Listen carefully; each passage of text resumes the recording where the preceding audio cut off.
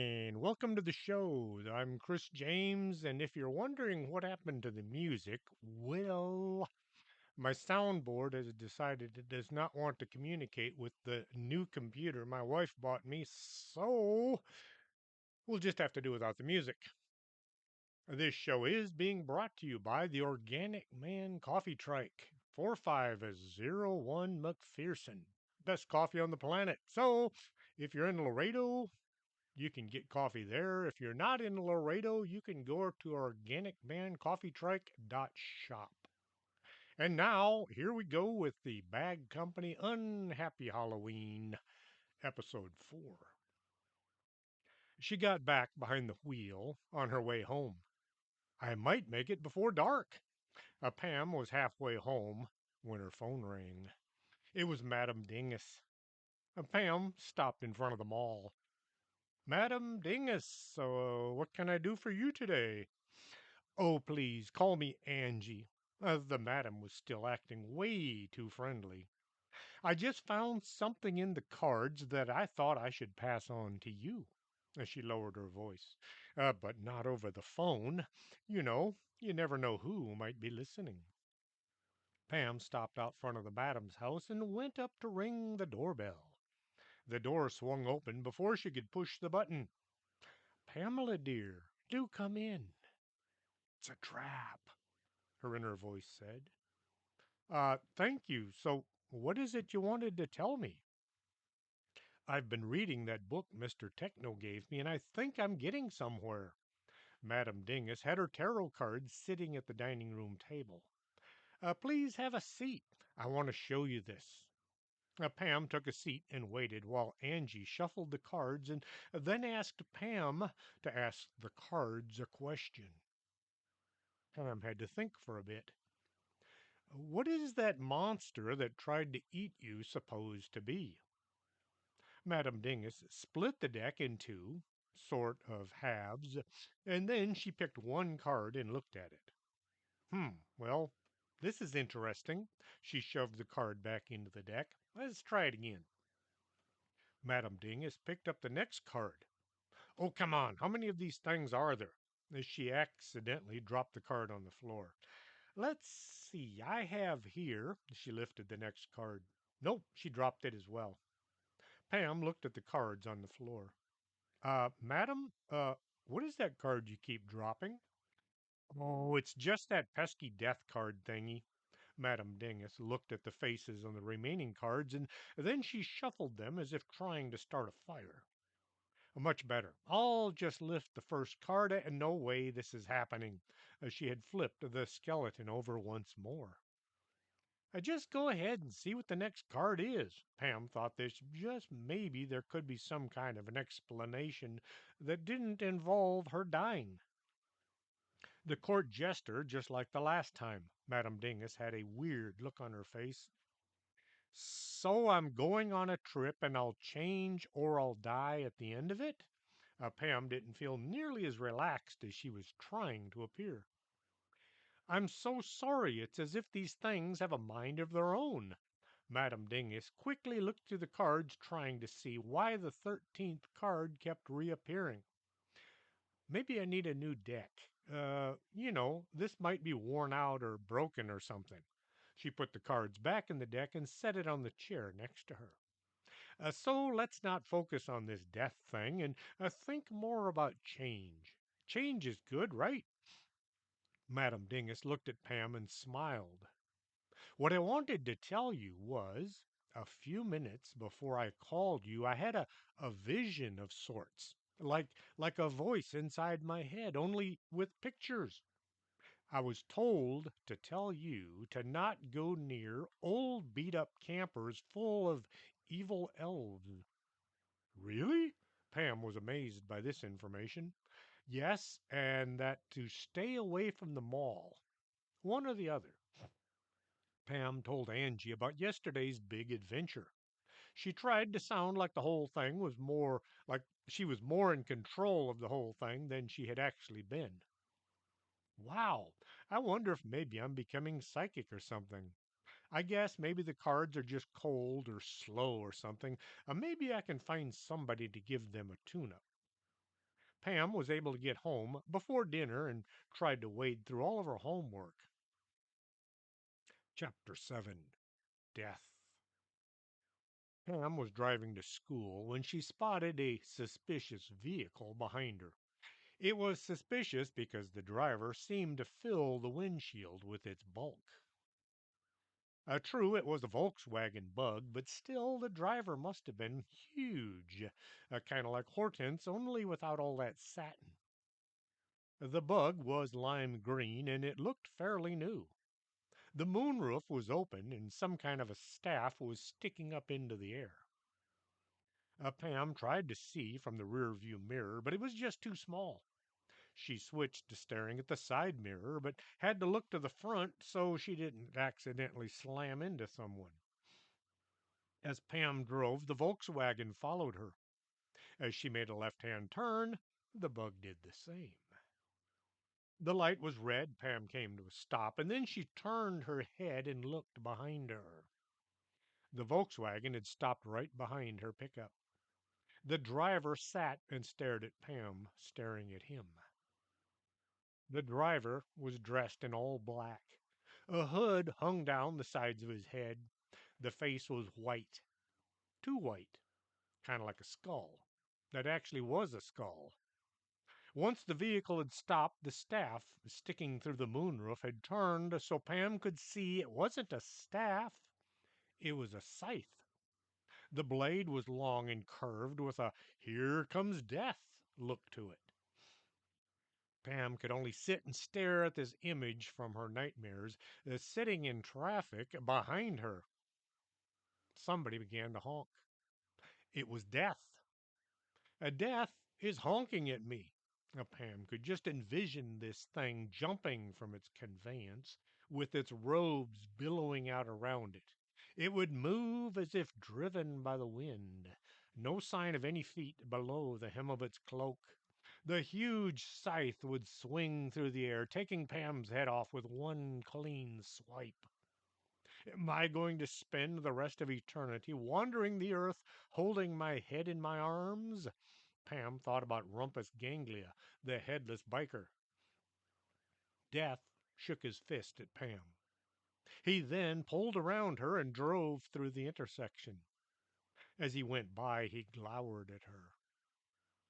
Pam had to wait for the light to turn green once more, and then she got going, trying to drive without looking for Death, who might come swooping down on her at any time. Pam found her usual spot to park and stopped outside into the street. As she was about to walk across the avenue, who did she see? It was Death walking along the sidewalk en route to intersect with Pam before she could reach the safety of the school. Pam considered running back to her pickup and driving away as fast as the posted speed limit would allow. Even when life hangs in the balance, it was no excuse for breaking the law. The sound of excessive horsepower filled the air. Pam looked to her right and saw Rumpus, the headless motorcyclist, coming her way. Talk about the cavalry arriving at the last second. Rumpus, am I glad to see you? Pam would have hugged him if not for being a ghost, and she didn't much care for the sensation of her arms slipping halfway through anyone. What's up, Chickie? Rumpus was in an unusually good mood today. He had found a cheerleader's baton and shoved it down the back of his jacket. He then used some duct tape to secure his head in place.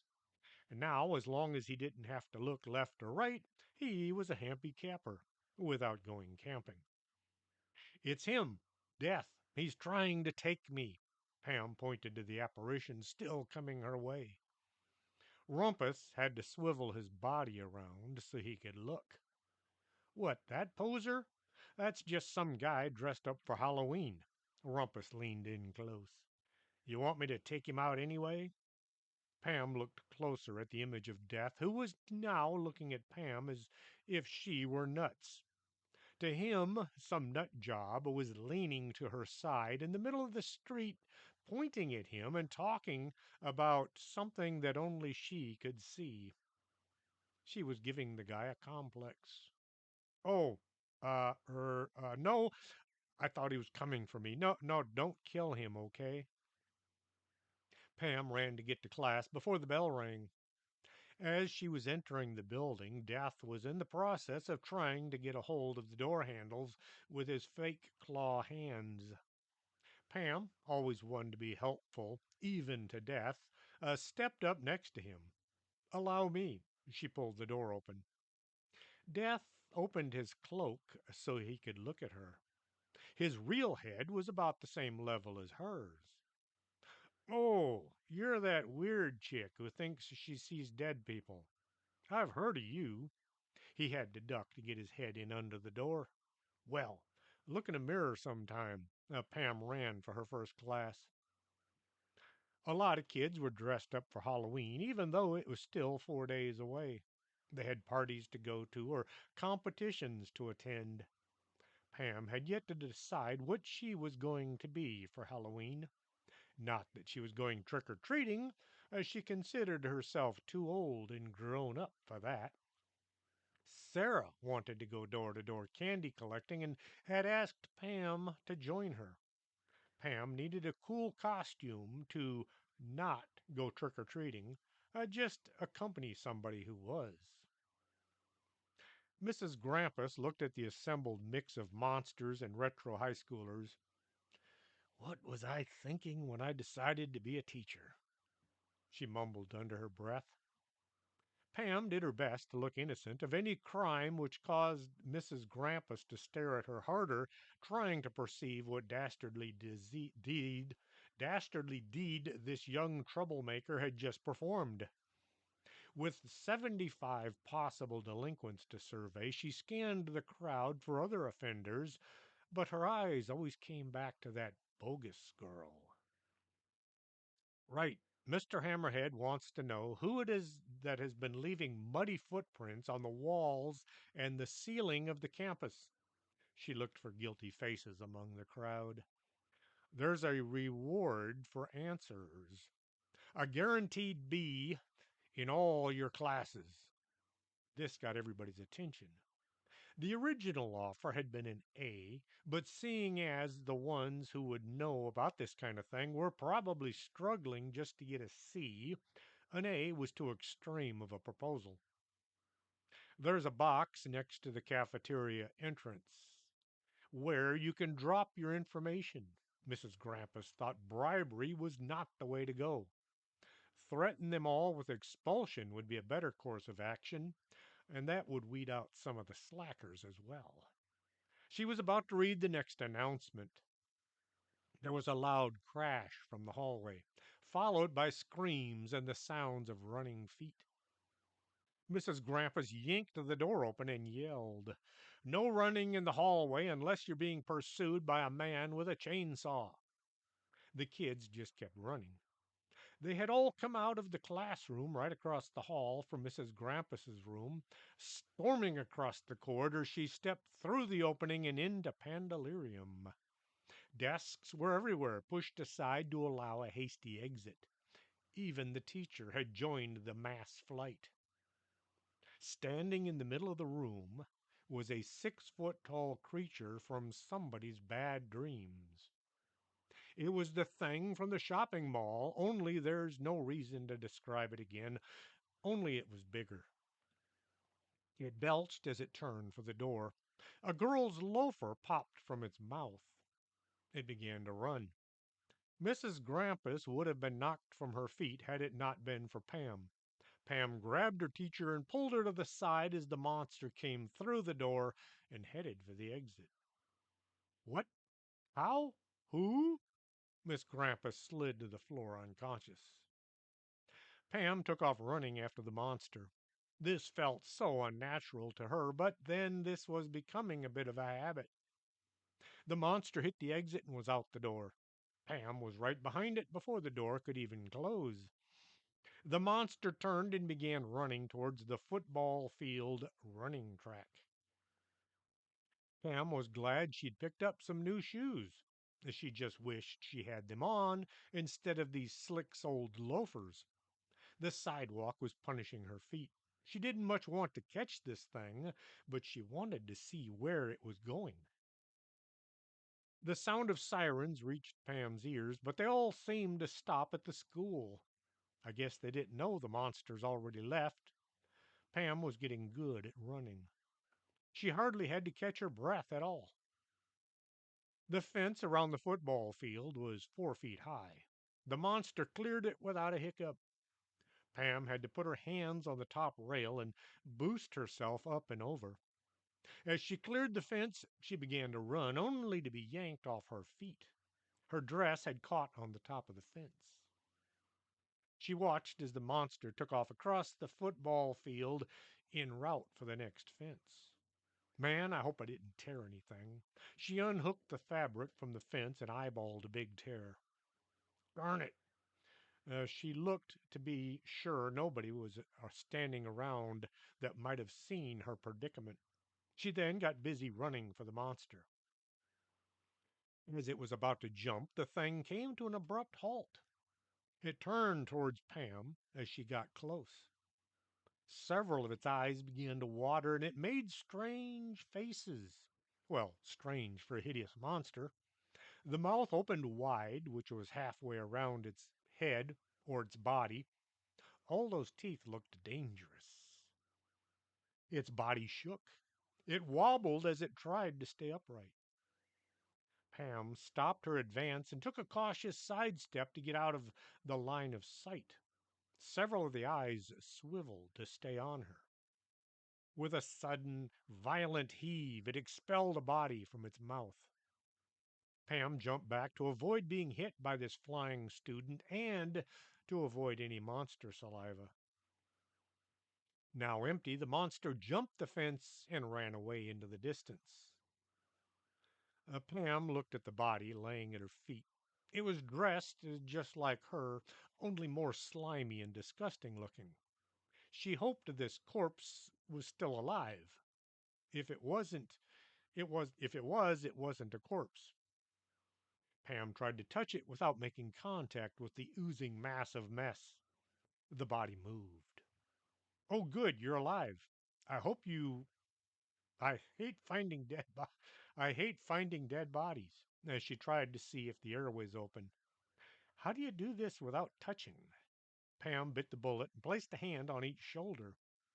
The body made weird whimpering sounds. I'll call you an ambulance. Pam realized she didn't have her cell phone. It was in her book bag back under her desk at the school. A passing police car had spotted the two schoolgirls in the football field. When Pam yelled to send an ambulance, the officer did. Pam wasn't going to go to the hospital with Jackie. It had taken a while to recognize her. All that monster saliva had glued her hair to her face, making an ID nearly impossible. In an effort to clear the airway, Pam had come to the conclusion that this was the same girl who insulted and belittled her any time the two were within earshot. As the ambulance crew grabbed Jackie and dumped her onto the stretcher, as she had grabbed Pam's hand, and now she wouldn't let go. The paramedics tried to pry her fingers loose, but gave up and told Pam to just come along to the hospital. So here she was, bouncing around in the back of an ambulance on the way to the emergency room. Can you tell me how she got these injuries? The paramedic had his report out, writing up his notes. She was swallowed by a huge monster and then regurgitated into the dirt. Pam had said it before considering how this might sound. The medic just wrote this down. Is she your sister? No, we're not related at all. Next of kin sister named Pam, he wrote on the report. At the ER, the staff moved Jackie to a hospital stretcher and then left. Pam was still stuck, literally, by monster saliva to her hand. Pam tried to pull her fingers loose. Then she tried to pull her hand away. When the bed was being dragged across the floor, Pam gave up, looking for a chair to sit in. The chair was on the other side of the room. She tried to reach it, but her foot was 2 feet short of hooking the armrest. With no option coming her way, Pam sat on the floor and tried to not feel too weird. You two must be close. Sisters? This from some guy in a hospital outfit. No, just the same school. Pam got to her feet so she wouldn't look like a floor decoration. The doctor did all the doctor things. He looked in Jackie's eyes and up her nose and down her throat. He listened to her lungs. This is odd. Your friend looks just like some guy they'd brought in last week. Not yesterday. Uh, this is odd. Your friend looks just like some guy they brought in just yesterday. The doctor scratched his head. Some kind of a weird virus, maybe. Is there some way you can get her to let go of my hand? Pam figured she should have been missed by Mrs. Goblin by now, if not Mr. Bonnethead. Hmm, maybe some muscle relaxants. I'll order some blood tests, and if she's clean, I'll order some meds. And with that, he was gone. Pam slumped back down onto the floor. Pam washed her hands again, the feeling of monster saliva still on her mind. Jackie was acting kind of strange.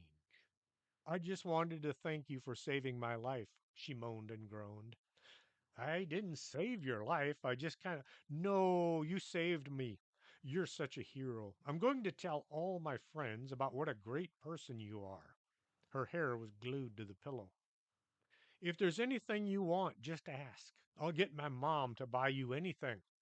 She thought for a second. No, I'll get a job. 2 jobs. I have so much to make up for. She made a sobbing sound. This got Pam to thinking about Madame Dingus, suddenly acting as if Pam were her favorite person on earth. There's something I need to do, she ambled towards the door. Will you be okay if I slip out for a bit? Please say you'll come back. Oh, yes, I'll be. Pam was out the door and down the corridor. At the front desk, Pam asked for Martin Slamchunks. Is he still here? The volunteer at the desk checked her computer. Yes, he is. He's in room 4210. That'll be on the 6th floor. Pam found room 4210 once she got back down from the 6th floor. The door was partially open.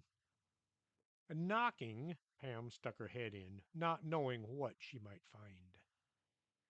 It looked like the guy from the mall, only without the look of horror on his face or the little kid in his hands. He was sitting in a dark room. A pillow was held over his face. Pam was certain that wasn't him making those sobbing sounds. Mr. Slamchunks, sir, I was wondering if you could answer some questions. Pam slipped into a chair and tried to ignore the wet streaks on his face. I'm such a rotten person. I should be drug out in the street and shot like a rabid dog. Can you tell me what that thing was that ate you? Pam looked for something to make notes on. It was too good of a punishment for me. I should be drugged naked down a gravel road. Did you get any indication as to what that thing might have been? But Pam was now looking for something to write with. He flung the pillow away with a look of dread on his face. That little girl, is she okay? Did she survive, or am I more guilty than I think? That kid from the mall? Pam desperately tried to remember what she had read. She's okay, I think. Something to do with a skin irritation, but mostly she's good. Martin pulled back the sheet and stumbled from the bed.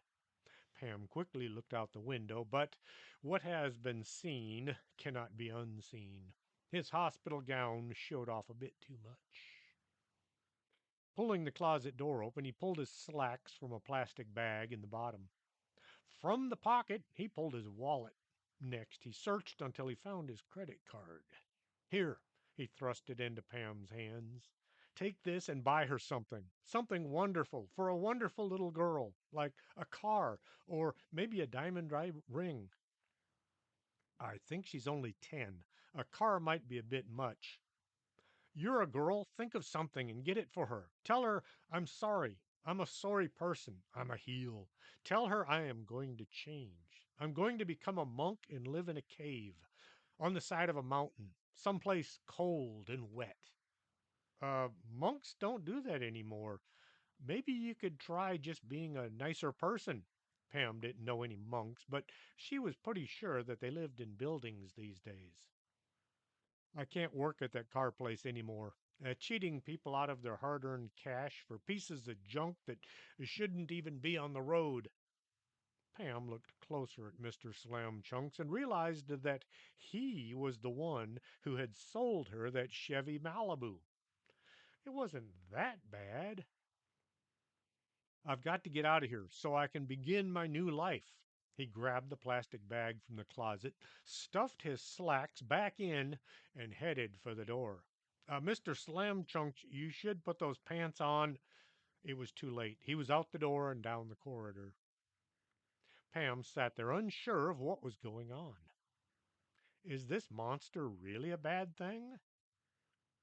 Pam walked out to the reception desk and asked to borrow a phone.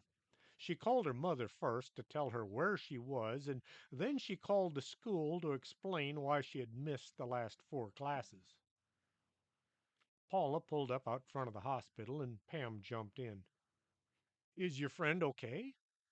Pam told her mother who it actually was that she'd been in the ER with. Oh, well, she got what she deserves then.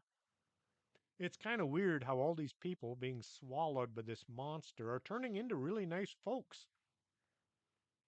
They drove over to the school so Paula could explain away any problems at the front office, and then Pam could get her vehicle. I imagine you're going to go to the office now. Paula looked at Pam.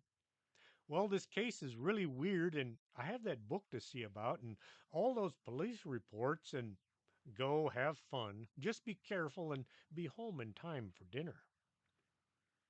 Pam arrived at the office, intent on doing what needed doing and then getting home.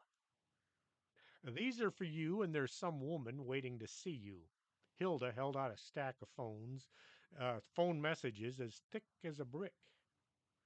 She was reading a magazine called Snipers Make Good Neighbors. Pam grabbed the messages and looked over at a woman sitting in the waiting area. How might we help you here at the Bag Company?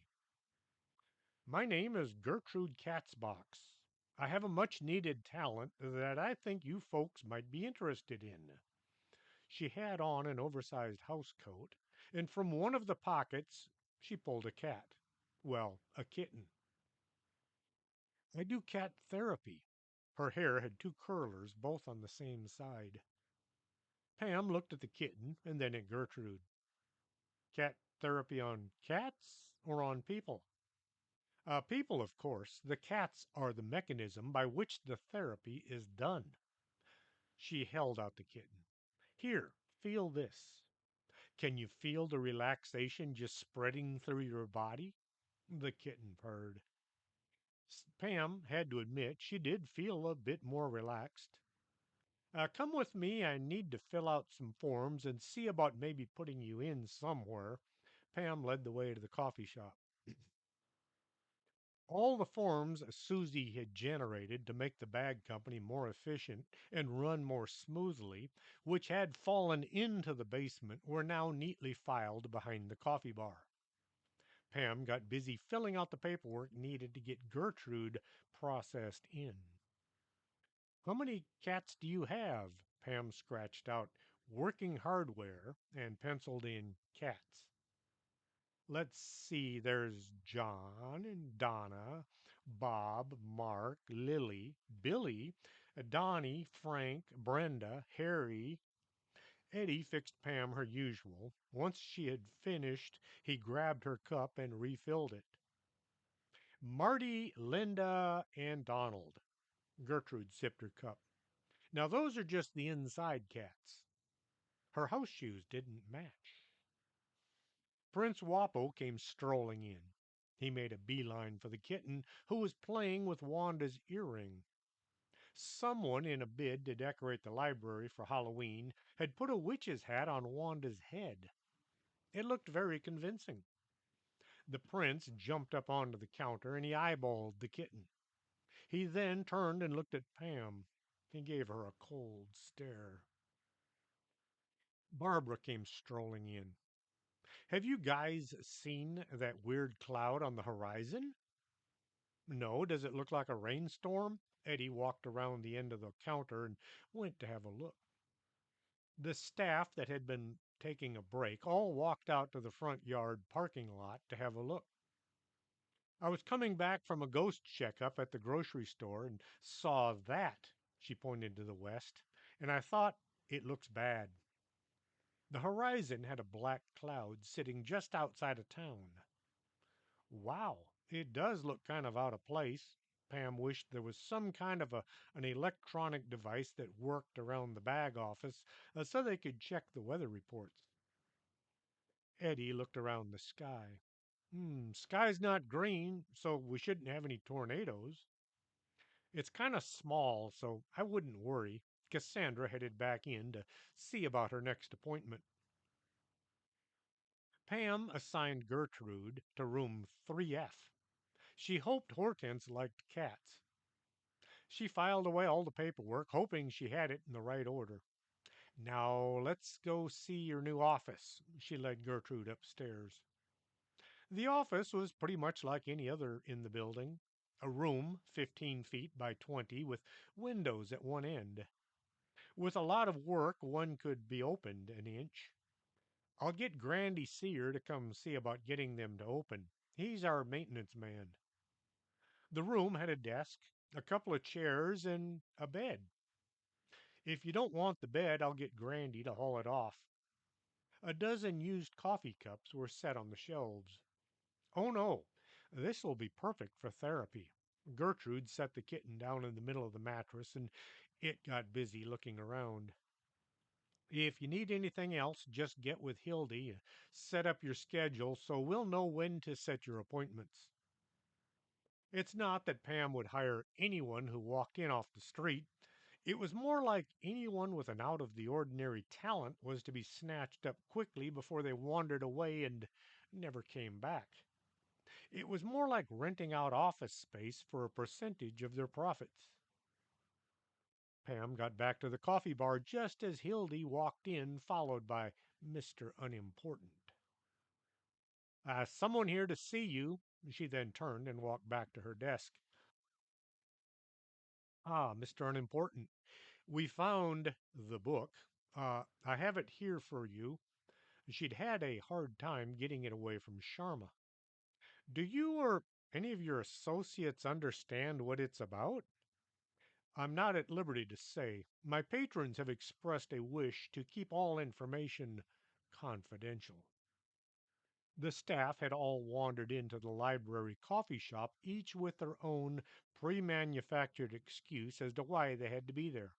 Some grabbed books at random, which they pretended to peruse while listening in. Others got busy writing notes of interesting things needed inquiring into.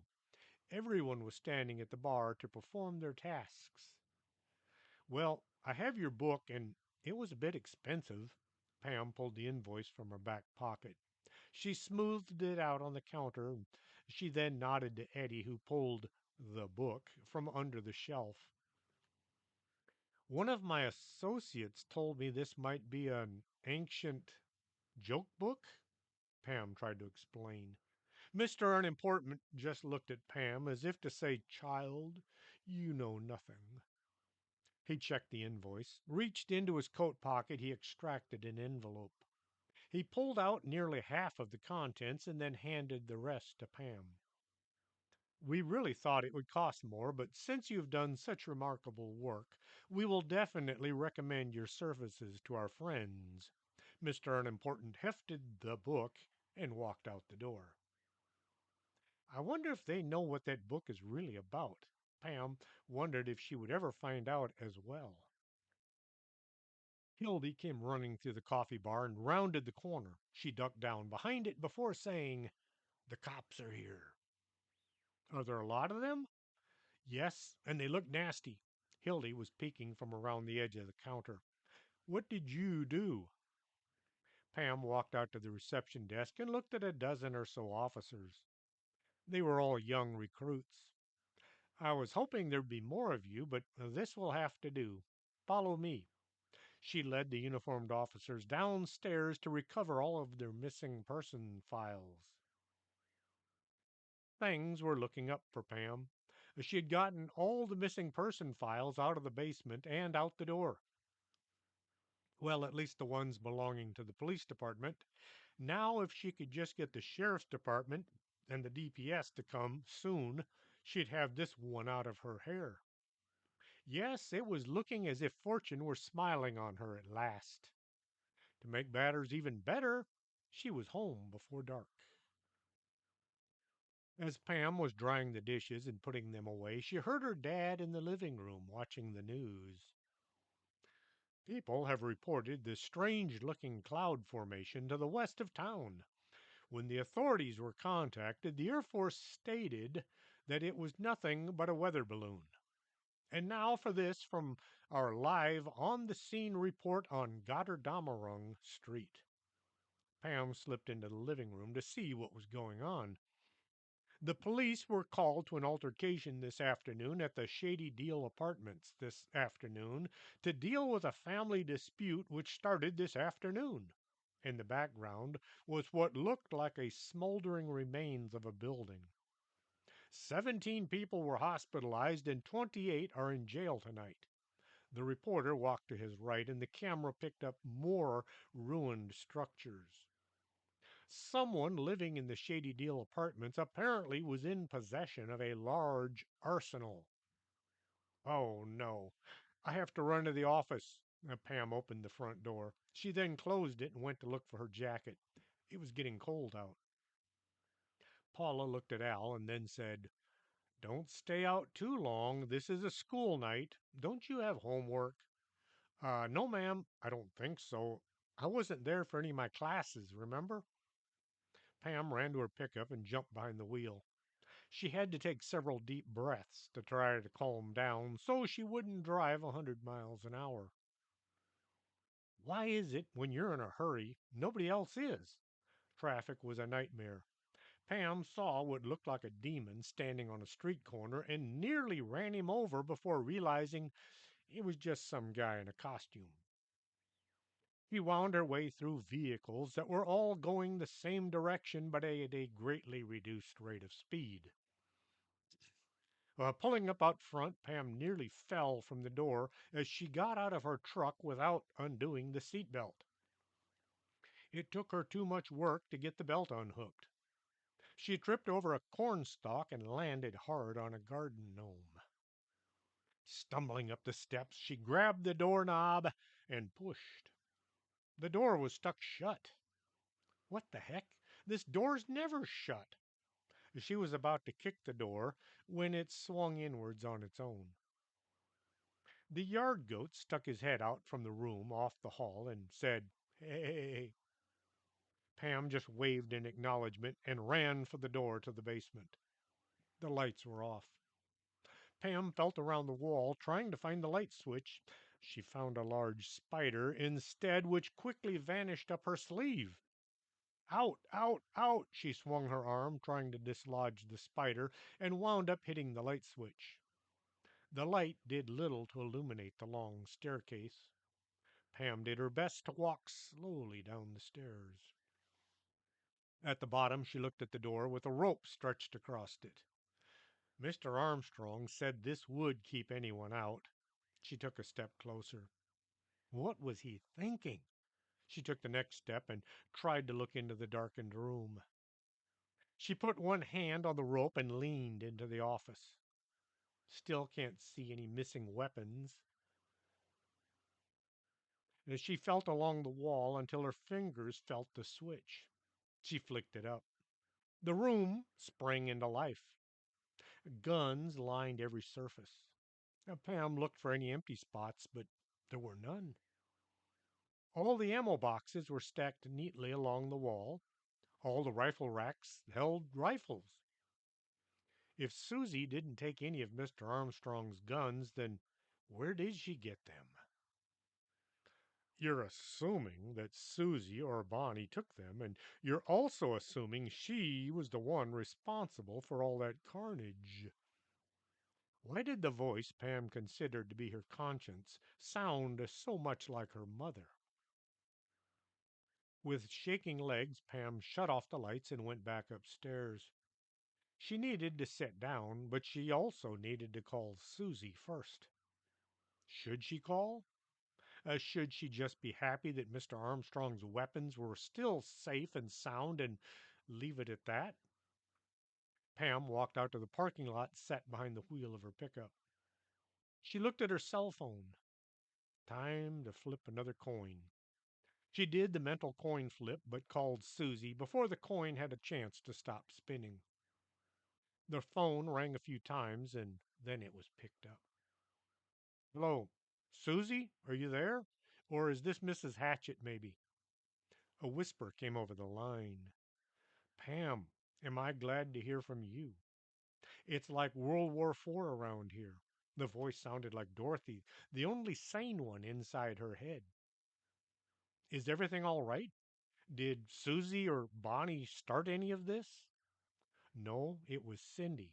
She came home again and started nagging about the lack of privacy around here. Oh, Pam didn't know anything about Cindy. Someone new, or maybe someone old who had been drugged into submission. Uh, er, is there anything I can do to help? Pam had all of her fingers crossed. Nah, I think things will calm down once the smoke clears. Is it bad? Nah, just somebody burned dinner. Pam took a deep breath. Is that y'all's apartment complex on the news, the one that's burning to the ground? Oh no, that's down the street. Pam nearly passed out with relief. Thank God. I thought, well, when I heard the news, I wouldn't blame you for thinking any kind of a major altercation around here didn't involve this bunch of wackos.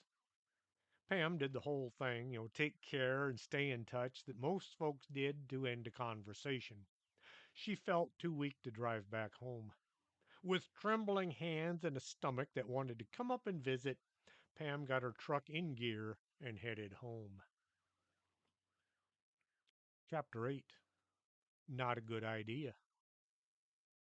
Pam was surprisingly relaxed all day in school.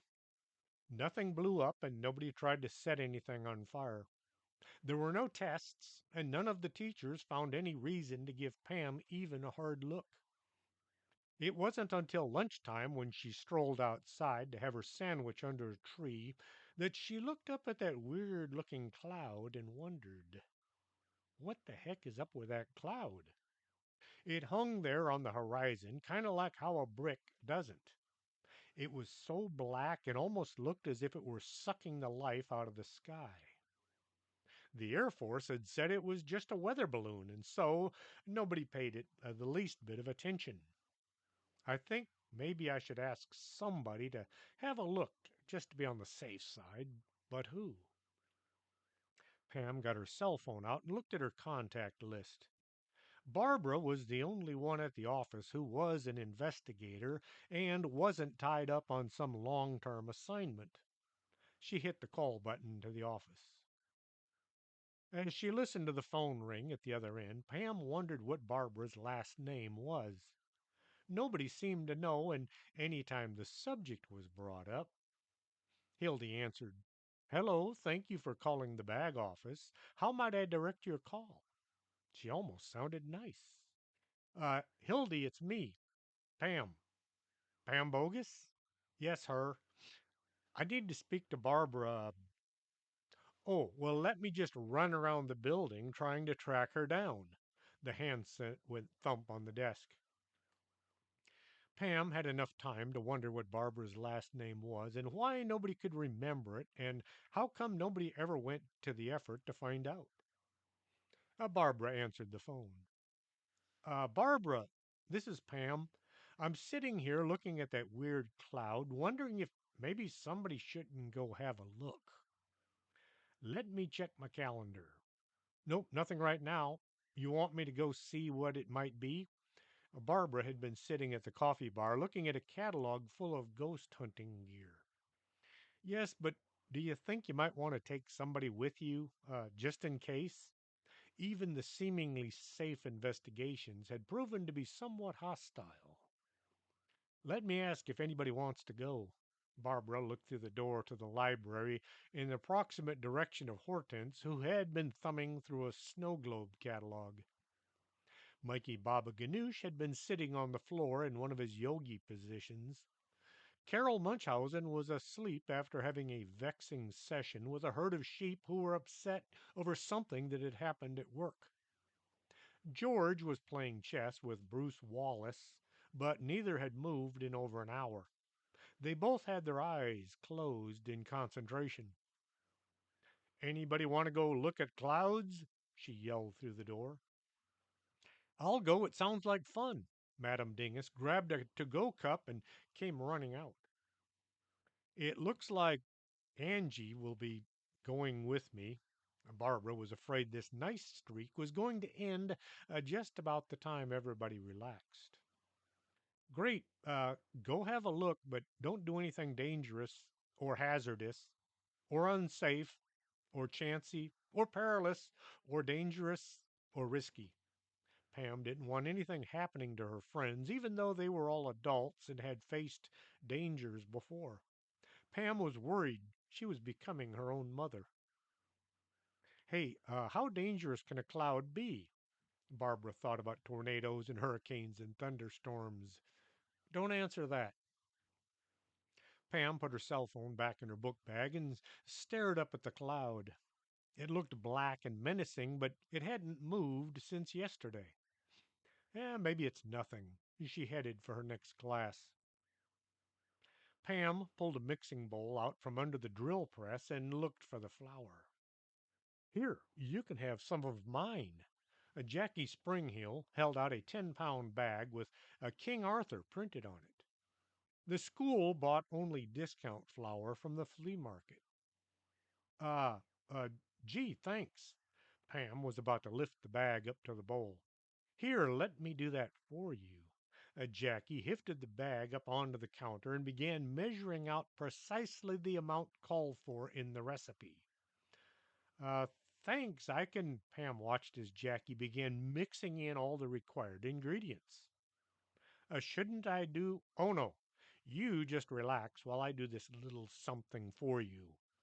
Jackie was furiously mixing and kneading and smashing the mix into baking pans. Mrs. Sandtiger looked at the fresh, hot, steaming muffin as if it might bite. You, she indicated Pam, made these? Before Pam could reply in the negative, Jackie jumped in. Yes, ma'am, she did all the work and she made these for her part in the Halloween bake sale. Miss Sandtiger took one tiny little bite. She fully expected the thing to be either hard as a rock or poisonous or both. Wow, this is. She stuffed the muffin into her mouth. Very tasty. She got busy licking her fingers of every speck. Pam walked out to her truck with both arms filled with bags. Jackie had insisted.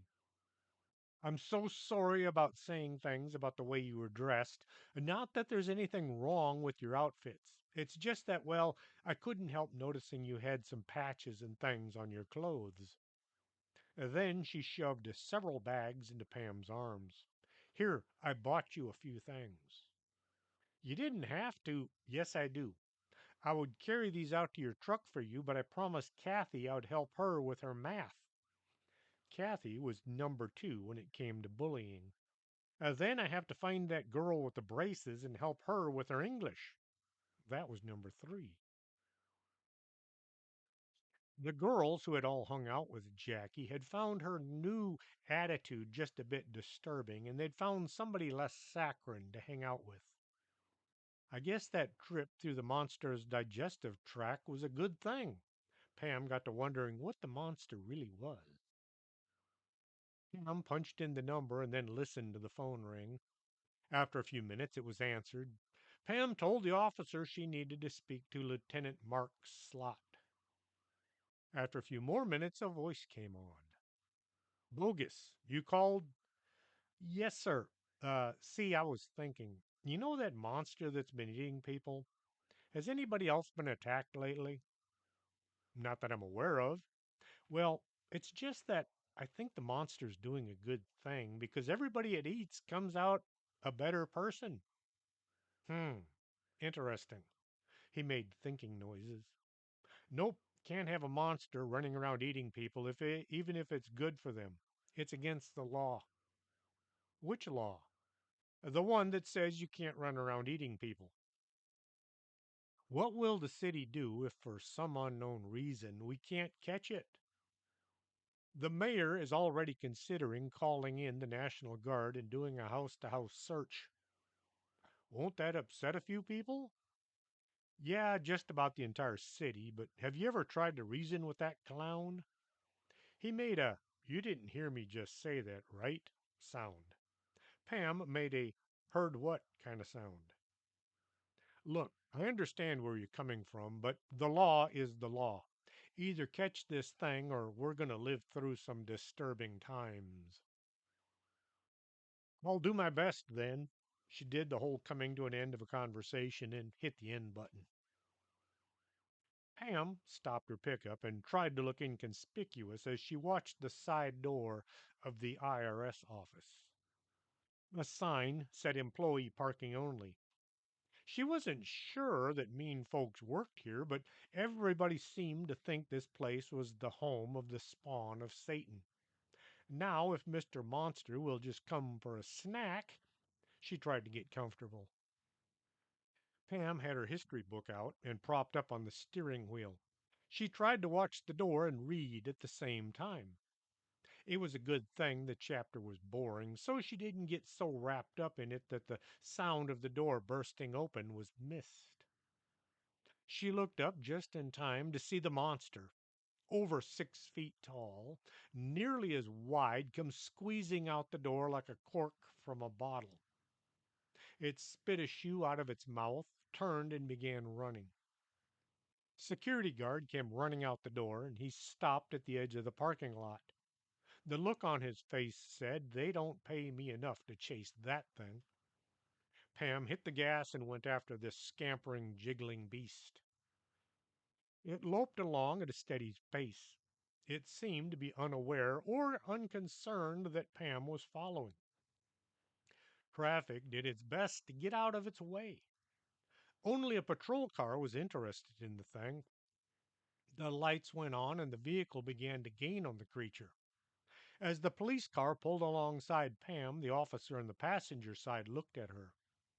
She tapped her partner on the arm and pointed to Pam. The light went out. The car slowed down and took a corner and was gone.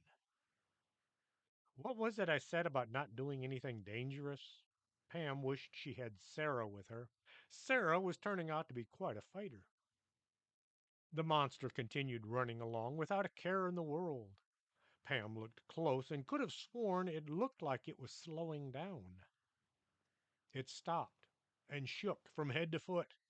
It opened its mouth wide and then, with a mighty heave, it spewed out a man in a suit. The man hit the pavement and lay there. The monster shook some more, and once again it coughed up a government employee. This one looked female. Now, with less food in its belly, the monster began running again, this time faster and with more vigor. Pam stopped next to the two bodies. Neither one was moving. Oh man, now what? This had not been a part of her plan. Pam jumped out and went to see about the pair. She checked to be sure they were both breathing, and then she got her arms under the man's shoulders and heaved. She got him up and onto his feet, just barely. Monster spit dripped down from every part of him. Pam managed to get most of it on herself. Using the strength born of desperation, Pam got him up and over the rear of her truck and dumped him into the bed. Her shirt was a total mess. She quickly did the same with the woman, unceremoniously dumping her on top of her coworker. This added a lot of goo to her already messed up outfit. Running back to the driver's seat, she got going once more, looking for signs of the monster. It was nowhere to be seen. Pam drove to the end of the block and looked both ways.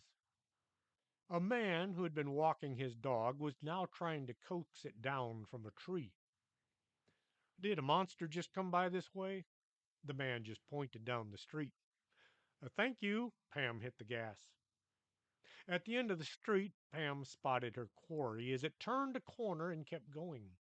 She drove as fast as she could without spilling her passengers from the rear of her truck. I should have put the tailgate up. Her hands were sticky on the wheel. The neighborhood was becoming less than desirable. It was going from HGTV to Sci Fi Channel at a rapid rate. The houses were mixed in with businesses, and they were getting close to the university. Most of the houses had been converted to apartments or simply left to convert back to nature. Right on the edge of the university, the monster turned into a driveway and ran behind a building. Pam stopped near the last place she had seen her target. She jumped out and checked on her cargo. Well, they were both snoring in a puddle of monster goo, and that was dripping from the bed of her truck. You guys wait here. I'll be right back. I hope. She ran for the back of the building. The fence had been put up to keep people out, but somebody had not stayed out, and now the fence was broken in several places. It was now just a suggestion to stay out. She had her phone out and had dialed the police. Hello. Yes, ma'am. I'm on Big Brain Street and High Thoughts. Yes, it has something to do with that thing. Could you just come and keep an eye on my truck? No, ma'am. I won't ask them to do anything weird. Thank you. She hit the end button. Pam slipped the cell phone into her sweater pocket. She was glad it had some. Her uniform was devoid of pockets, and she looked around the corner with caution. The back door stood open as if trying to entice her to enter. So she did. What could possibly go wrong? Are you nuts? This is how horror movies begin. Run away! You guys, shut up. I need to listen.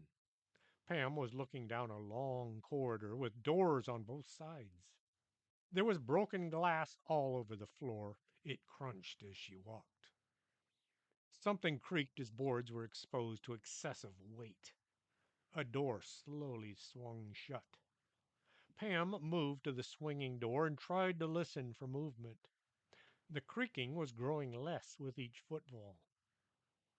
This is not the smartest thing I've ever done, but it's not the dumbest either. She opened the door and slipped through. Stairs went down into the darkness.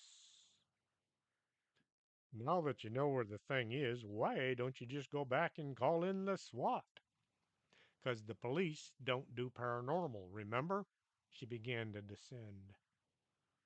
The stairs were old and worn.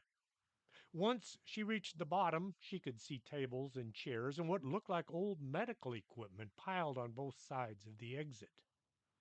It looked like she was in some old abandoned university medical building. The hallway was piled high with things you'd expect to find in a sci fi horror movie. A trail was visible running through the dust and debris on the floor. The sound of a door slamming was followed by the sound of voices. Pam tried to catch what was being said, but it was just a mumbled noise at the end of the hallway. Well, the monster hasn't killed anyone, as far as we know. Shut up. I'm trying to bolster my courage. Pam tried to think happy thoughts as she walked towards the sound of voices. Your mother would have a fit if she knew where you are and what you're doing. Come on, guys, quiet. Make me feel guilty or scared or like the end of the world has arrived. But it has. A light could be seen under the door. Pam was just going to push it open just enough so she could hear better. The door swung inwards. A man stood in the opening. And with that, I'm going to call this episode done. I hope you enjoy it without the music. That's a thing I just have no control over. If you want me to put the music back in, let me know. If you could care less, Let me know that as well. Until next episode, this is Chris James for Story Time. And then there'd be music here, but there isn't.